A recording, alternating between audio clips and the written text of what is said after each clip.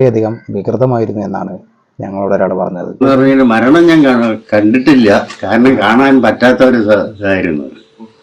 അത്രയും ഇതായിരുന്നു ഈ 3 മരണവും.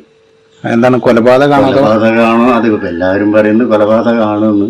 കുന്ന് കുളത്തിലിട്ടതാണെന്നുണ്ട്, അത് ആത്മഹത്യ ചെയ്തതാണെന്നുണ്ട്.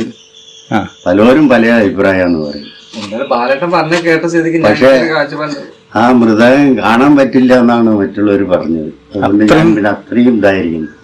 നമുക്ക് ഒരു പരിചയമുള്ള ആൾക്കാരായതുകൊണ്ട് എനിക്ക് അടുത്ത് പോകാനും കൂടി പറ്റില്ല. താമി മരിച്ചു കിടന്നിരുന്നത് ഏകദേശം വൈകുന്നേരമാണെന്നാണ് ഞങ്ങൾക്കറിയാൻ സാധിച്ചത്. ഏകദേശം 6 മണി 7 മണിയോടടുത്ത് ആ ഒരു സമയത്താണ് താമിയുടെ മൃതശരീരം കുളത്തിൻ്റെ കരയിൽ ആദ്യമായിട്ട് കണ്ടത്.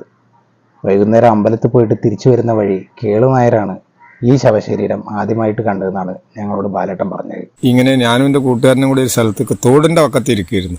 ആ തോടിൻ്റെ വക്കത്തിരിക്കുമ്പോഴാണ് ഇന്ന ആളെ കുളത്തിൽ ചാടിയിട്ടുണ്ടെന്ന് പറഞ്ഞത്. അങ്ങനെ ഞങ്ങൾ മണ്ടി ചെന്ന് നോക്കുമ്പോൾ ഈ ആൾ മരിച്ചു കിടക്കുകയാണ്. ഈ കാഴ്ചയാണ് നമ്മൾ കാണുന്നത്. അങ്ങനെ ഞങ്ങൾ എല്ലാവരും വിളിച്ചിരുത്തി